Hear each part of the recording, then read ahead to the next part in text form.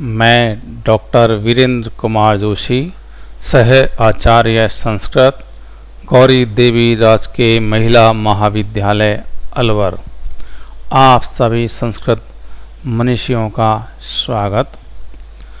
हम सुकनासोपदेश का अध्ययन कर रहे हैं। पूर्व में इसके कई गद्यांशों का अर्थ, अनुवाद, व्याख्या हम कर चुके हैं। आज हम उससे आगे वाला जो गद्यांश है उसका अध्ययन करेंगे।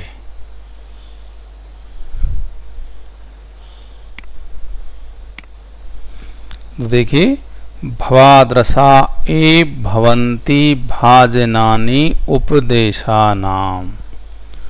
भवाद्रसा एव भवन्ति भाजनानि उपदेशानाम।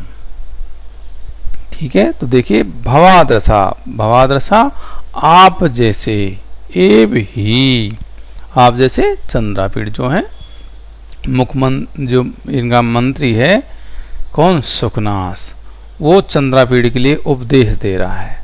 तो चंद्रापीड़ से कह रहा है भवाद्रसा, कि आप जैसे, एव ही, भवंती होते हैं, भाजनानी, भाजनानी पात्र को कहते हैं, जो उचित पात्र हो, उचित व्यक्ति हो।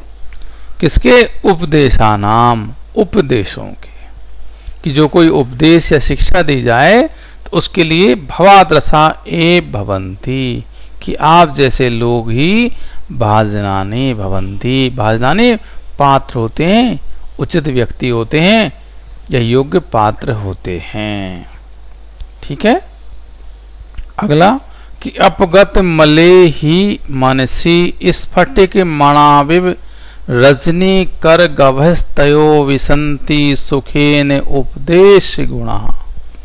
देखिए, अपगत मले ही मनसी स्फटिक मणाविव रजनी कर गभस्तयो विसंति सुखेन उपदेश गुणा।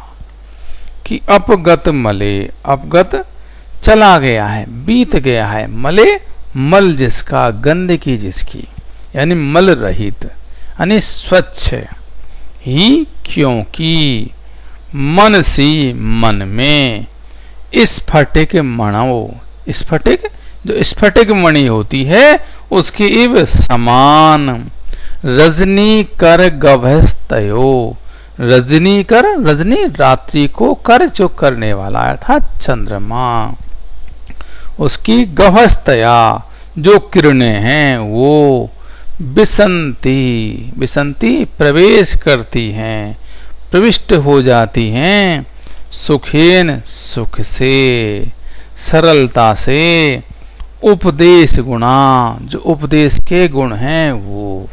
तो यहाँ पर करें कि अपगत मले ही, कि जिसका मल चला गया है, जिसकी गंदगी चला गई है, जो स्वच्छ हो गया है, ऐसे मन से, मन में, जैसे रजनी कर गभस्तया, जो चंद्रमा होता है उसकी किरणें स्फटिक मणिव, जो स्वच्छ मणि होती है स्फटिक, उसमें विसंति प्रवेश कर जाती है। कैसे? सुखेन, सुख से।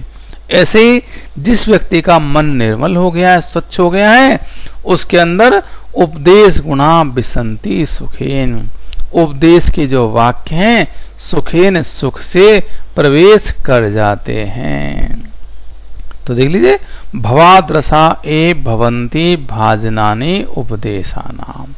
तो सुकनास है, वो चंद्रापीठ से करें भवाद्रसा आप जैसे ही, जो आप जैसे सुलझे हुए व्यक्ति ही, भाजनानि उपदेशानाम, उपदेशानाम उपदेशों के, भाजनानि सुपात्र होते हैं। क्योंकि अपगत मले ही, क्योंकि अपगत मले ही, जो मल रहित है, स्वच्छ है, ऐसे स्फटिक मणि, स्फटिक मणि में, रजनी कर गभस्तया, रजनी कर है जो चंद्रमा है, उसकी किरणें उसके समान, विसंति सुखेन, विसंति आसानी से, आसानी से जो मल रहित होती हैं, ऐसी मन में, जैसे वो किरणें उसमें स्फटिक मणि में प्रवेश कर जाती हैं, ऐसे उपदेश गुणा, जो उपदेश के वाक्य हैं वो मल रहित, जो स्वच्छ मन है उसमें उपदेश के गुण सहज भाव से प्रविष्ट हो जाते हैं। ठीक है, आगे देखिए, गुरु वचनम अमलम अपि सलिलम इव महेद उपजनयति श्रवण स्थितम शूलम अभभ्यस्य। गुरु वचनम मलम अपि सलिलम इव महेद उपजनयति श्रवण स्थितम शूलम अभभ्यस्य। गुरु वचनम, गुरु वचनम गुरु का वचन जो उपदेश है। ठीक है, वचन जो वाक्य है या उपदेश है वो कैसा है? ए मलम अपि, जो मल रहित है, स्वच्छ है, मंगलकारी है। तो ए मलम अपि, ऐसा मंगलकारी होते हुए भी सलिलम एव, सलिल जो पानी होता है उसके एव समान महेद उपजनयति, महेद बहुत बड़ी, महेद बहुत बड़ी, उपजनयति उत्पन्न कर देता है। श्रवण स्थितम, श्रवण कान में, स्थितम स्थित होकर के, कान में पहुंच करके, शूलम पीड़ा को, कांटे को, ठीक है ना, बहुत सारी पीड़ा को, शूलम ऐसी पीड़ा को। और अभव्यस्य, इसके विपरीत जो अभव्य है उस व्यक्ति के लिए, ठीक है, शूलम पीड़ा को, अभव्यस्य जो अभव्य है, भव्य नहीं है, अच्छा व्यक्ति नहीं है उसके लिए, ठीक है ना, जो असाधु व्यक्ति है उसके लिए। तो यहां पर बता रहे हैं कि भाई दो व्यक्ति, दो तरह के, साधु और असाधु, सज्जन व्यक्ति और दुर्जन व्यक्ति। तो जो अभव्यस्त है, दुर्जन व्यक्ति है, असाधु व्यक्ति है, उसके लिए यद्यपि गुरु वचनम अमलम अपि, गुरु का जो वचन होता है मल रहित होता है, स्वच्छता से युक्त होता है, हितकारी होता है, मंगलकारी होता है, वह हमेशा सबका कल्याण करने वाला होता है। लेकिन वो शूलम पीड़ा को, अभव्यस्य जो दुर्जन व्यक्ति है, असाधु व्यक्ति है, उसके अंदर पीड़ा को उत्पन्न करता है, क्यों? उसके लिए उपदेश अच्छा नहीं लगता। ठीक वैसे जैसे सलिलम भी, जो स्वच्छ जल होता है वो श्रवण स्थितम, कान में चले जाने पर शूलम पीड़ा को उत्पन्न करता है। जो पीड़ा कैसे होती है? महत, बहुत बड़ी, ऐसी पीड़ा को उपजनयति उत्पन्न कर देता है। ठीक है, और इत्रस्य तु करेण एव शंख आभरणम आनन शोभा समुदयम अधिक तरम उपजनयति। इत्रस्य तु करेण एव शंख आभरणम आनन शोभा समुदयम अधिक तरम उपजनयति। इत्रस्य तु, इतरस इससे, ये जो इतर है, इससे इतर कौन हुआ?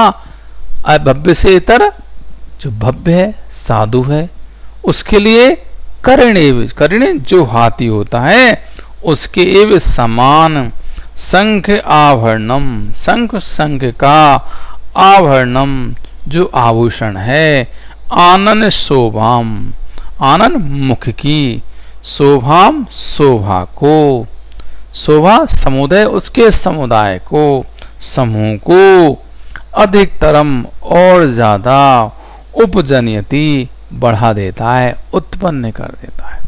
तो इतरस्य तु, इससे जो भिन्न व्यक्ति है, इससे भिन्न व्यक्ति जो सज्जन है, साधु है, उसके लिए तो करेणेव जैसे जो हाथी होता है उसके समान शंख आभरणम, जो शंख का आभूषण है उसके आनंद शोभा समुदयम, आनंद मुख की, शोभा समुदयम शोभा के समूह को, अधिकतरम और अधिक, उपजनयति बढ़ा देता है। तो यहां पर करें कि जैसे गुरु का उपदेश है वो दुष्ट व्यक्ति के लिए, असाधु व्यक्ति के लिए तो कान में पीड़ा को उत्पन्न करता है, उसके लिए वो अच्छा नहीं लगता उसको। लेकिन उससे जो भिन्न व्यक्ति होता है, सज्जन व्यक्ति, उसके लिए उपदेश बहुत अच्छा लगता है। वो तो उसके कान में गया हो उपदेश उसकी ठीक शोभा को वैसे बढ़ा देता है जैसे हाथी हो, उसके मुख पर जो शंखों का आभूषण बना हुआ होता है उसकी शोभा को और अधिक बढ़ा देता है। तो देखिए, कान में स्थित निर्मल जल के समान दुर्जन के कर्ण छिद्र में प्रवेश करने वाला गुरु का निर्बल जो मधुर मधुर वचन उपदेश भी कैसा होता है, पीड़ादायक होता है, किंतु वही उपदेश या वचन दूसरे सज्जन व्यक्ति के मुख की शोभा वृद्धि को उसी प्रकार बढ़ा देता है जिस प्रकार हाथी के मुख के शोभा समूह को शंख निर्भित आभूषण बढ़ा देता है। ठीक है ना, देख लिए इससे अगला कि हरति च सकलम अति मलिनम अपि अंधकारम दोष जातम प्रदोष समय निशाकर इव। हरति हरति हर लेता है, ठीक है ना, हरति हर लेता है, च सकलम और सकलम संपूर्ण, अति मलिनम अपि अति मलिन अपि जो अत्यधिक मलिन है, अत्यंत कृष्ण वर्ण वाला है ऐसा, ठीक है, यह अत्यधिक मलिन या निंदनीय कलुषित, ठीक है, अंधकारम इव अंधकार के समान, दोष जातम दोष दोषों का जो समूह है, काम क्रोध आदि इस दोष समूह को, प्रदोष समय संध्या काल के समय, निशा करीब चंद्रमा के समान, तो हरति हर लेता है सकलम सारे की सारे संपूर्ण, अति मलिनम अंधकारम जो अंधकार होता है, अति मलिनम जो बहुत ही निंदनीय है, कलुषित है ऐसे अंधकार को। कब? दोष जातम ऐसे जो दोष समूह होते हैं वो भी मलिन होते हैं, निंदनीय होते हैं, उनको जैसे प्रदोष कालीन जो चंद्रमा होता है सारे अंधकार को, जो अंधकार है उस अंधकार का नाश कर देता है, ऐसे जो गुरु का उपदेश है सारे दोषों के समूह को दूर कर देता है, हरण कर लेता है। ठीक है ना, ठीक है। और गुरु उपदेश है प्रशम हेतु वै परिणाम इवे पलित रूपेण शीर्षे जालम अमली कुर्वन गुण रूपेण तदेव परिणामयति। गुरु उपदेश है प्रशम हेतु वै परिणाम इव पलित रूपेण शीर्षे जालम अमली कुर्वन गुण रूपेण तदेव परिणामयति। गुरु उपदेश है जो गुरु का उपदेश है वो, ठीक है ना, गुरु का जो उपदेश है वो प्रशम हेतु, प्रशम शांति का, हेतु जो कारण है, वह परिणाम वह आयु का, परिणाम जो परिणाम है अर्थात वृद्धावस्था उसके एवं समान, पलित रूपेण पलित पके हुए रूप के द्वारा अर्थात श्वेत रंग में, रूप श्वेत रंग से, शीर्षित जालम, शीर्षित जालम सिर पर जो उत्पन्न होने वाले हैं अर्थात सिर पर जो उत्पन्न होने वाले जालम बाल हैं उनके जालम समूह को ए मली कुर्वन बिना मल वाला करता हुआ अर्थात स्वच्छ करता हुआ, सफेद करता हुआ, गुण रूपेण गुण के रूप में, ठीक है, गुण रूपेण गुण के रूप में, तदेव उसी को परिणामयति बदल देता है। ठीक है ना, उसी को तदेव उसी को जो काम क्रोध आदि दोष हैं उनको गुण रूपेण गुणों के रूप में परिणामयति बदल देता है।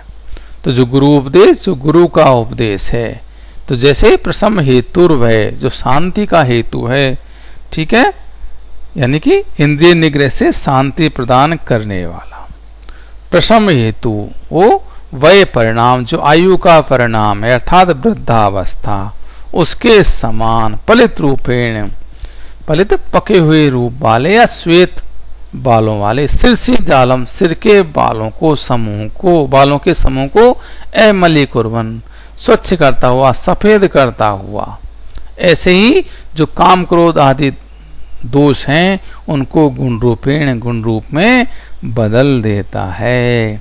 तो यहाँ पर वो कह रहे हैं जो गुरु का उपदेश है अत्यंत मलिन प्रबल दोषों को भी उसी प्रकार हर लेता है जिस प्रकार प्रदोष कालीन चंद्रमा घने अंधकार को हटा देता है। और अंतःकरण की शांति का जो मूल कारण है वो तुल्य, मूल कारण के तुल्य वह उपदेश उस दोष समूह को ही उसी प्रकार गुण रूप में परिवर्तित कर देता है जिस प्रकार बुढ़ापा, वृद्धावस्था जो होती है केश जाल को सफेद करता हुआ, केशों के समूह को सफेद करता हुआ उन्हीं केशों को, बालों को सफेद रूप में परिवर्तित कर देता है। इसी प्रकार वो जो काम क्रोध आदि दोष हैं उनको गुण में बदल देता है। अयम एव च अनास्वादित विषय रसस्य ते काले उपदेशस्य।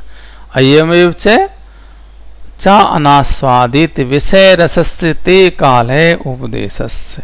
अयम च और यही अनास्वादित विषय रसस्य, अनास्वादित जिसने आस्वादन नहीं किया है किसके, विषय रसस्य सांसारिक विषयों का, ते तुम्हारे लिए काल समय है, उपदेशस्य उपदेश का। तो अयमेव यही है, च अनास्वादित बिना आस्वादन किए हुए, बिना चखे हुए, विषय रसस्य जो सांसारिक भोग हैं उनका, ते तुम्हारे लिए काल समय है, उपदेशस्य उपदेश का, कि तुम ऐसे हो जिन्होंने भी सांसारिक विषय वासनाओं का भोग नहीं किया है, आस्वादन नहीं किया है, तो यही समय तुम्हारे लिए उपदेश देने के लिए उचित है।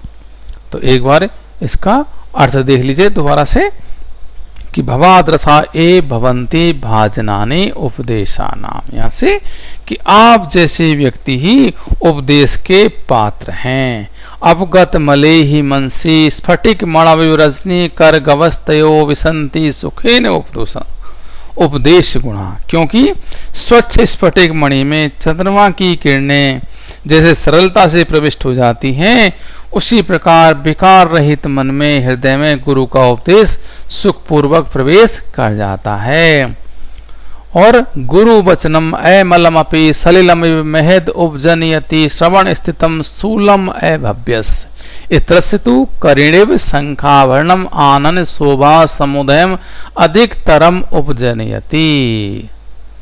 तो देखिए दुष्ट व्यक्ति के कान में प्रविष्ट गुरु का कल्याणकारी भी उपदेश उसी प्रकार पीड़ा देता है जैसे स्वच्छ जल कान में पीड़ा देता है। सज्जनों के कान में तो वह गुरु उपदेश हाथी के कान के शंखाभूषण की भांति मुख शोभा की अति वृद्धि करता है और अत्यंत कलुषित काम क्रोध समूह को नष्ट कर देता है। ठीक है, शोभा को वृद्धि कर देता है। ठीक है, इससे आगे हरति च सकलम मति मलिनम अंधकारम इव दोष जातम प्रदोष समय निशाकर इव। हरति और हर लेता है, जो काम क्रोध आदि समूह हैं उनको उसी प्रकार नष्ट कर देता है जैसे संध्या के समय अत्यंत काले अंधकार को कौन, चंद्रमा नष्ट करता है। और गुरु उपदेश है प्रसम हेतु वै परिणाम विपलित रूपेण सिर से जालम अमले कुर्वन गुण रूपेण तदेव परिणमयति।